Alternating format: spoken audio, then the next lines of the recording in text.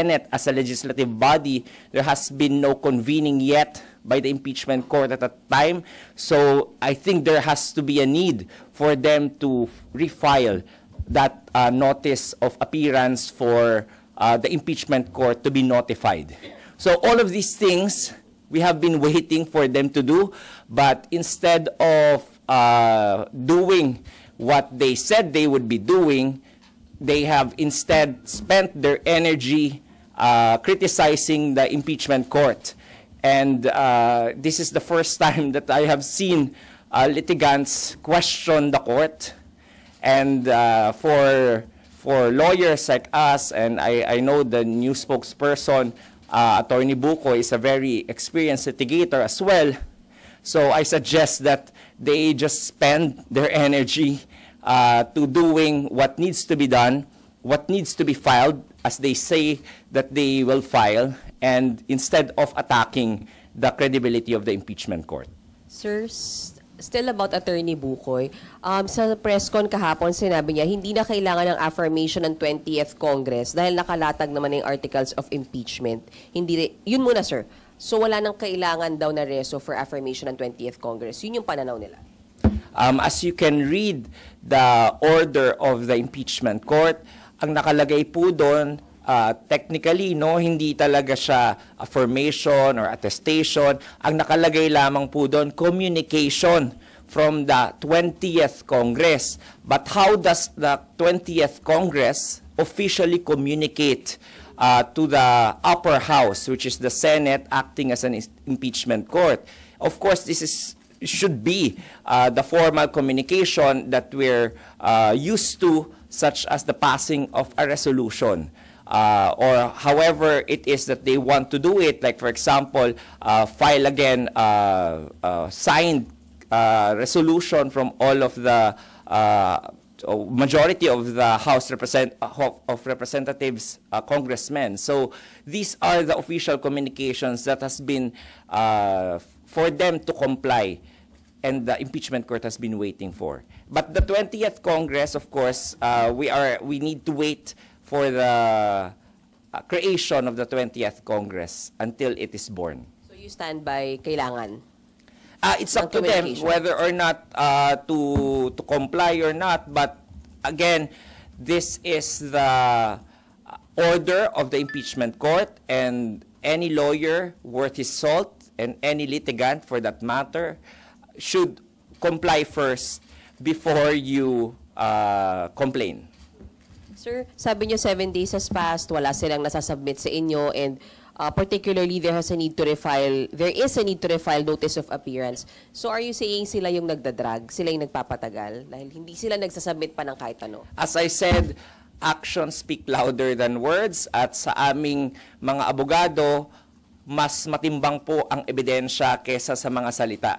So tingnan na lamang po natin ng ebidensya. Ano po ba ang kanilang mga na-file na?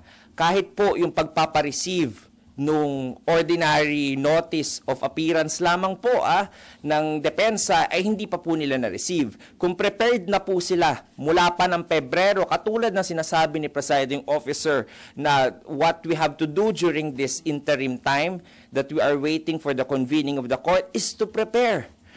The Senate has already prepared for these matters. That's why merong nag-receive nung entry of appearance ad coetam nung defense lawyers. Pero sa kanila po, kahapon na itanong sa kanila kung bakit hindi ni-receive, imbis na sagutin po nila, hindi po nila sinagot.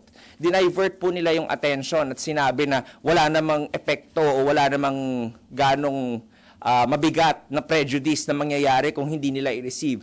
Kung ready po, dapat na i-receive. Dapat may opisina na itinalaga para mag-receive po.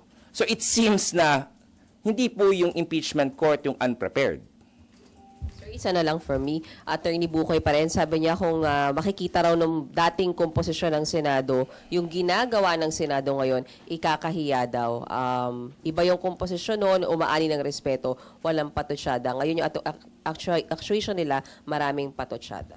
Ibabalik ko po, kapag kami po ay magkalaban ba o nasa ordinaryong korte, gagawin po ba yan at tatanungin pa rin po ba yan ni Attorney Bukoy sa media? Ganyan po ba ang pag-criticize ng isang abogado sa isang korte? So, kung ako po, ikang sagot doon, hindi, then dapat hindi po ginagawa yung ganon. Kasi ano po ba ang motibo para i-criticize po ang impeachment court? You might not agree with the actions of the court, but it is still the court that has been vested by the Constitution with the power to solely try and decide impeachment cases. And doon pa lang namang po dapat meron tayong pagrespeto at hindi po natin matanggal ang kredibilidad ng korte. So ano po motibo nila by criticizing the court? Dapat po yung energy po nila na pagkikriticize sa korte ay ginugugol nga po nila doon sa kanilang kalaban dahil hindi po nila kalaban ng korte. Ang kalaban po nila ay yung kabilang party, yung defense po. So, sabi niya po, formidable yung at mga respetableng mga abogado po yung nasa defense team. So, paghandaan na lamang po nila. At yun yung awayin po nila at wag po yung impeachment court. Attorney, may mga nag-oppose doon sa sinabi ni Presiding Officer Chis Escudero na walang limitation yung pwedeng gawin at pagdesisyonan ng impeachment court. Sabi nga ho ni Senator Coco Pimentel, the mere fact na nag-oath sila bilang senator judges, may mga sinusunod sila na impeachment rules doon pa lamang, it means may limitation yung pwedeng gawin ng impeachment court. Meron pong limitation naman po ang impeachment court. Unang-una po, yung nakasaad po sa konstitusyon, no? Alam po yan ni presiding officer, but I think he is more of talking in the context of doon po sa mga bagay-bagay na hindi po nakaspell out ng detalyado sa konstitusyon po natin. So, una po, ang limitasyon sa Senado, yung pagboto dapat ng mga senador, dapat 2/3 of all the members. Pangalawa po, yung ipapataw po na penalty po, hindi po pagkakulong, hindi rin po civil liability, kung hindi pagkatanggal lamang po at saka perpetual disqualification. The Senate cannot impose more than that. Yun po yung mga limitasyon ng konstitusyon at saka po nakalagay doon na kapag nag-implement po o nagpasa ng rules ng Senate impeachment court, yun po ay isang self-regulatory or self-limiting na limitasyon sa Senado po. So yung mga konteksto pong yun, yung mga pinupunan po nung mga pag-adapt ng supplementary rules ng rules of court po, yun po yung mga limitasyon na inimpose ng impeachment court upon itself. However, there are matters such as, for example, yung question po kung pwede po ba mag-refer back ang Senate impeachment court doon sa House of Representatives po. Medyo vague po doon at ambiguous. Nakalagay po sa Rule 9, Section 1 ng Rules of Court. Pwede pong tingnan ng isang hukom ang kanyang jurisdiction doon sa isang kaso pag nakafile sa kanya kahit wala pong nag-motion na party. So ang tanong po dyan, mag-a-apply po ba yon o hindi? So dito po sa nangyari sa ating impeachment court, in-apply po in a way ng Senado pero hindi po dinismiss. So ininterpret niya po yung konstitusyon base po sa kanyang kapangyarihan na to be the one to solely try and decide the impeachment cases. Ayon po yan doon sa Supreme Court decision din na Manila Prince Hotel versus GSIS. Ako po, hindi lamang po ako nagsasabi dito ng mga sound bites po sa inyo. Kasi po bilang abogado rin po, kailangan po namin na ipaintindi rin sa sambayanan kung ano po yung mga legal na basehan. So part of our duty as spokesperson bilang abogado po is not to just na magbigay po ng PR statement sa inyo, pero mag-educate din po kung ano po yung legal basis. So you're saying, attorney, na hindi general yung naging statement ni SP Chis na walang limitation yung kayang gawin at pagdesisyonan ng impeachment court? Yes po. Ang ibig po niyang sabihin doon, for those na ambiguous and vague, doon po walang limitation na i-interpret po ng Senate as an impeachment court yung kanyang kapangyarihan. Ayon nga po doon sa Supreme Court case na yon ng Manila Prince Hotel versus GSIS at saka po yung sinusundan natin na persuasive na US case na Nixon versus US po. Last na lang, si former Senate President Juan Ponce Enrile, now Presidential Legal Advisor, meron ho siyang advice sa senator judges once na mag-full swing na yung impeachment trial. Sabi niya, with due respect to them, my first advice is to keep quiet and then go to the session hall during their trial, sit down and listen to the proceedings, listen to the presentation of evidence. So may plano ba si SP Chis bilang presiding officer na i-advise din yung mga senator judges ng ganito? I think for the meantime po, no, hinahayaan nga po yung malayang paglalayag ng mga opinion ng mga senator judges kasi wala pa po tayo doon sa merito ng kaso.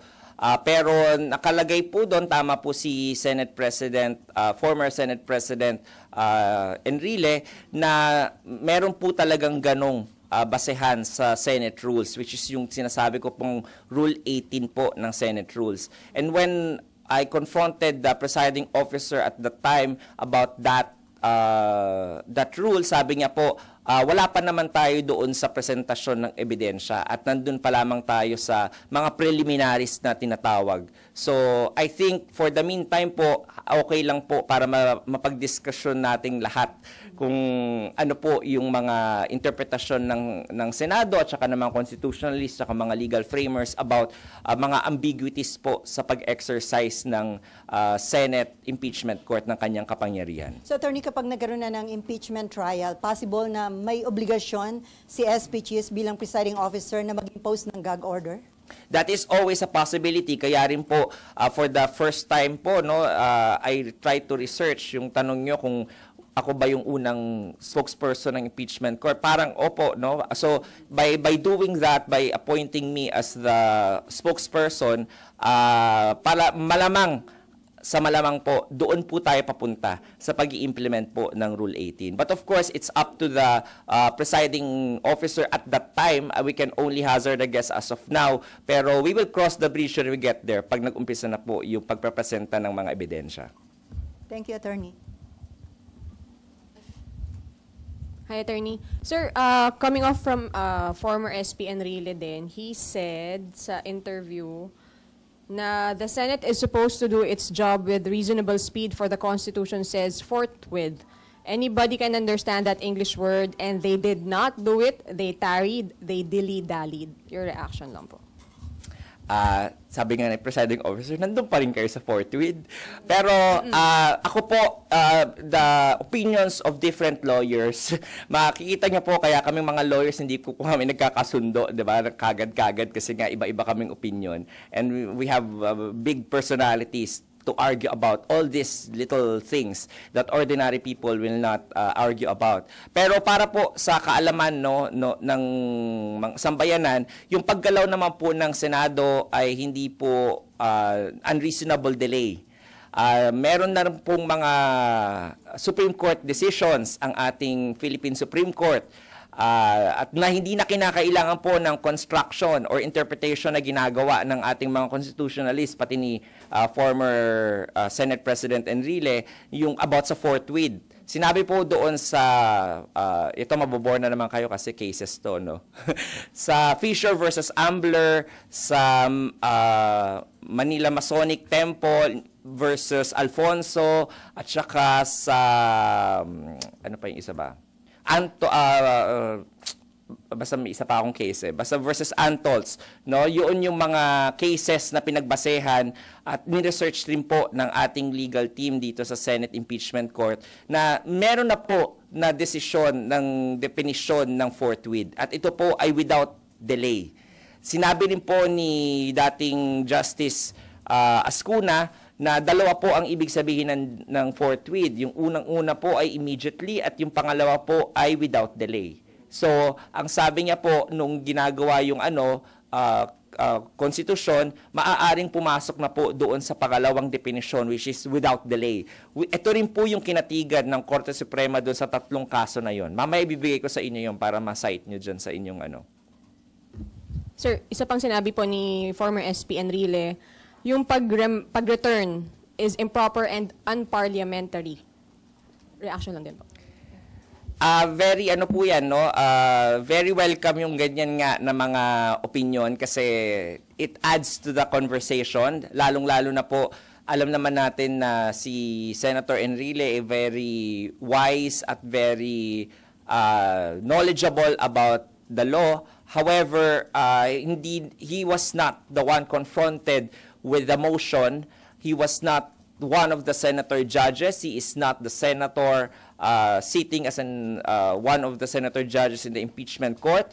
And I think the collective wisdom of the impeachment court should be respected on the actions that it did.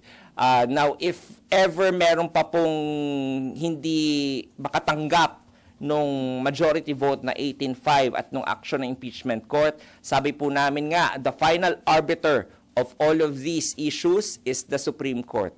So they just have to go to the Supreme Court kung gusto talaga nilang malinawan. But kung hindi po sila pumupunta sa Supreme Court, wag po nilang itry ito sa Court of Public Opinion at ano po, no, maniwala kayo doon sa collective wisdom ng ating impeachment court. Sir, last na lang po sa akin. Sa timeline lang, sir, di ba si VP Sara, ang deadline niya to give the reply is 21, pero Saturday yon, so 23. So, ang prosecutors have 28, pero Saturday yun, po, so 30. 30 po. Okay, so what will happen, sir, kung hindi magpasa ng reply, given na parang sabi natin, hindi nagagampanan ng prosec yung, hindi nila nasasubmit yung mga kailangan nilang isubmit? I think yung ito po, no, I think yung hindi po nilang pagpasa ng mga kailangan po nilang i-file, I think baka strategy po nila yon, no? Hindi natin alam talaga kung ano yung tunay na dahilan, pero siguro yung mga contemporaries nyo doon sa House, dapat tanungin sila doon about that. Syempre, as a court, we will just act based on what has been filed. So, yung reply po, I think, balak naman po nila mag-file ng reply. Alam naman po natin na bibigatin din naman yung mga advisor din po nung prosecution panel. Gagawin din po nila lahat ng dapat nilang gawin kapag nandoon na yung answer with affirmative defenses. So magre-reply po sila doon. Kung hindi naman po answer with affirmative defenses ang i-file po ni Vice President Sara at ito po ay isang motion to dismiss, then I'm sure magpa-file po sila ng comment and opposition doon sa motion to dismiss. So ito po, nasasabi ko po to, hindi ito panghuhula. Ito lamang po ay base sa experience natin bilang isang litigator. Good afternoon. Good Sir, afternoon may violation po ba dun sa refusal na tanggapin yung notice of appearance? Wala naman po, but it says a lot. Kasi po, kunwari, isang law office, walang tumatanggap doon, sarado po yung law office, then it says a lot about that law office. Or a party, kapag nagpadala po tayong demand letter, tapos walang tumatanggap doon demand letter, tama po? So, ibig sabihin, tinataguan nyo yung magbibigay ng demand letter, yung pinagkakautangan nyo. So, it says a lot about the actions, no? Baka hindi po prepared or baka naman po ayaw tanggapin as a matter of strategy. Pero hindi ko po talaga alam kung ano dun sa mga posibilidad na yon yung kanilang motivation, why they did not receive. Again, this is just a very minor pleading. It is just pleading, informing the court na ito po yung mga abogado na magre-representa sa akin. Wala pong any motion po doon, walang ganong issue or conflict na kailangan isipin pa ang magkabilang panig kapag nag-file po sila ng notice of appearance. So nakakapagtaka lamang po, no, na bakit pati yun hindi pa nagawang ma-receive. How about, sir, dun sa mga criticisms? You said earlier na for the first time na yung mga litigants mismo nagkikriticize dun sa court. May violation po ba dun? Kung alam nyo po, alam ko nagko-cover din kayo ng mga ng mga kaso sa ordinary court, sa Supreme Court. Makikita nyo po yung mga litigants doon, kahit na hindi pabor sa kanila yung desisyon ng isang korte, hindi po nila pwedeng makriticize basta-basta, mako-contempt of court po kami doon. Ito po yung naririnig nyo rin na sub judice rule. At yun po usually yung gawain ng isang litigant. Siyempre, ikaw nahaharap sa korte, ayaw mong magalit sa iyo yung mga hukom. Nakita na po natin yan nung panahon ng impeachment case ni former Chief Justice Corona. 'di ba, na papagalitan yung mga prosecution panel ni la Senator Miriam Defensor Santiago. So hindi ko po malaman kung ano po yung nasa isip nila na pantay po ang impeachment court doon po sa mga litigants. Kasi po kung makikita po nila, lagi nilang sinasabi mga nangyari before sa mga impeachment trial, tingnan rin po nila kung ano po yung akto ng impeachment court doon sa mga litigants at that time. Kahit nga po sila dating Solicitor General Estelito Mendoza napapagalitan ng mga hukom ng impeachment court. So patas lamang po ang pagtingin ng impeachment court sa mga litigants, pero hindi po nakakataas ang litigants sa impeachment court. So at this point, attorney, ano po yung pwedeng magawa ng impeachment court doon sa mga ganong criticisms? Sabi nga po natin, no, for the meantime, medyo liberal ang ating impeachment court, ang ating presiding officer, hindi naman po niya balak na gamitin ang lahat ng kapangyarihan para kastiguhin yung mga hindi nagrerespeto sa impeachment court. Although the power is always there. But if ever it will be used, for the meantime, I don't think it will be used. Sir, na-raise na po to be for KSP, but just to get your opinion also, is it possible to cite the prosecutors or the defense in contempt if hindi po sila sumunod sa any orders of the impeachment court? And for example, on the prosecution panel, paano po mangyayari doon? Sino ang iko-contempt sa kanila? Buong house po ba? Yung prosecution panel? Again, that is in the realm of possibilities. Lahat yan pwedeng mangyari po. Pero yan nga po yung iniiwasan ng ating impeachment court. Ayaw nga po nating magkaroon ng awayan. Ayaw ng impeachment court na magkaroon ng away o magkakaroon ng constitutional crisis pag nagmatigas ang impeachment court laban sa desisyon ng Korte Suprema, if ever. So ang ginawa po ng impeachment court, pumunta po siya at nakipagdialogo at nag-order po sa House na tayo na lang magresolba nitong constitutional issue na to, na may question about yung mga depekto sa articles of impeachment, sagutin nyo na lamang kasi kayo nakakaalam dyan. So, kayo na lang ang magdesisyon kung magko-crossover o hindi. So, hindi po kaaway ang impeachment court. In fact, we are asking for the cooperation of the House so that any legal issues as to the jurisdiction of the impeachment court kapag nag-umpisa na pong umusad itong trial natin, ay wala nang magko-question either from the prosecution, from the defense, or any other person po na gustong questionin yung jurisdiction ng impeachment court. So, we are actually giving our co-equal, diba, house na gawin natin yung nararapat at tayo na lang magresolba nito within the legislative body or the branch of government.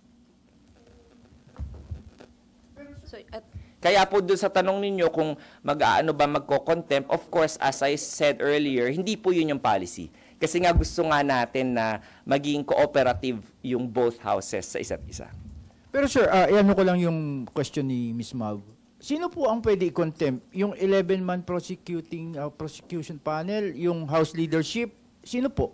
Sino ang i-contempt ng impeachment court?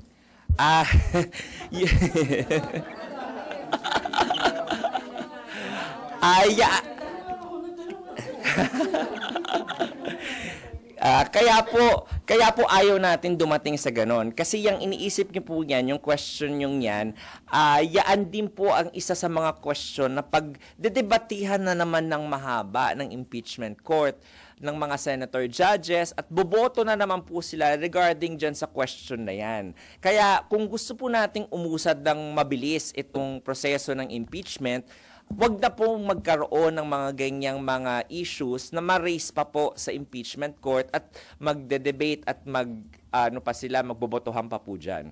So yun po yung sinasabi namin. Mag-comply na lamang po tayo para wala ng any other legal issues na isa-settle preliminarily ang impeachment court at magpatuloy na yung pinagdarasal nila na presentation ng evidence. Sorry, attorney, isa pa. So, possibility at option yung contempt, but you wish it will not come to that. Tama? Possibility po yun, no? Yung contempt, at dahil nandiyan po yan sa rules ng Senado as an impeachment court, pero if ever it will be used, I don't think the impeachment court will use it at the first instance. Usually po, yung mga hukom po, very tolerant naman po yan of the litigants. Are you saying pag hindi sila nakasubmit hanggang June 30, walang contempt na mangyayari, sir? I cannot say definitely kasi hindi po ako yung impeachment court. But yun nga, pag hindi po nagsisenaryo setting lamang po tayo dito, kapag hindi po mangyari yung pag-comply po nila, then nakahang pa rin po yung issue kung pwede po ba mag-crossover yung 19th, yung articles of impeachment na pinasa ng 19th Congress to the 20th Congress, at yun na naman ang pagdedebatehan. So, mapapatagal na naman po. Plus, the possibility po na may mag-question na naman po kung ba't hindi sumunod at magkaroon ng motion for contempt. So, ayaw na po natin magkaroon ng mga ganon. Kaya ang pinakamadaling proseso po na gagampanan ng ating House of Representatives at yung House Prosecutors ay sumunod na lamang po sa compliance para magpatuloy na po yung proseso. Sir, yung bang decision na kung matutuloy sa trial, dependent on the commitment na ibibigay ng the House, can the impeachment court proceed with the trial even without the participation of the prosecution? And then you decide based on kung hindi sila nag-present ng ano. Anyway, the complaint has been transmitted to the court anyway. Hindi ko po alam kung ano yung gustong i-test din ng House of Representatives o House Prosecutors. Of course, ayaw nga po natin magkaroon ng ganong issue pa. Kaya the easiest way for the trial, for the presentation to already happen is pag mag-comply po. However, the impeachment court never lost its jurisdiction in trying the case. It will just settle the questions or the issues that has been raised during the first session of the convening of the court. So para mapadali po ang proseso at wala ng any debates at issues at question as to the jurisdiction, kaya po ganun ang gumalaw ang impeachment court para isettle na lamang po ng House na sila na lamang po ang mag-determine na pwede nga po mag-crossover. Pero wala bang constitutional basis for the impeachment court to proceed nga even without the participation of the House prosecution team? In case na hindi makapagbigay sila ng commitment that they will pursue the case? We are going into the realm of possibilities po, and we are going also in the realm of first impression, first time pong mangyayari yon. So I cannot hazard a guess how the impeachment court will act by that time. Pero kung ganun po ang mangyayari, walang House prosecutors na pumunta at wala nang magpresenta nung articles of impeachment, then I think pagbobotohan po ulit ng impeachment court how they will go about it without the participation of the House prosecutors. Pero of course, this is antithetical dun sa kanilang sinasabi na gusto po nila magpatuloy at handa sila. So, kung susundan po natin yung sinasabi po nila, at of course, sabi rin nila na may presumption of regularity rin sa gawain nila, then we have to believe what they say, that they are, na porsigido po silang i-prosecute yung kanilang initiate na articles of impeachment. Yung nagsasalita po kasi ngayon at nagbibigay ng commitment in 19th Congress. Tama po. And ang ini-expect po natin is from the 20th Congress. Tama po. So we don't know for sure kung the same pa rin yung nila. Tama po. Kaya isa po yan. Pero as I said sa mga interviews po natin, the actions of the impeachment court is actually to forestall any questions as to the jurisdiction once that the process starts rolling. So, yun po yung intention lamang ng impeachment court para wala na mag-question. O kung may mag-question man, papasok na po siya doon sa tinatawag natin political question or yung non-justiciable issue. Dahil po kapag official action po ng Senate o ng House ang mapunta sa harap ng Korte Suprema at natanong, usually po nirerespeto ng Korte Suprema kung ano yung official acts po ng Senate at ng House in the exercise of their powers that has been exclusively given to them.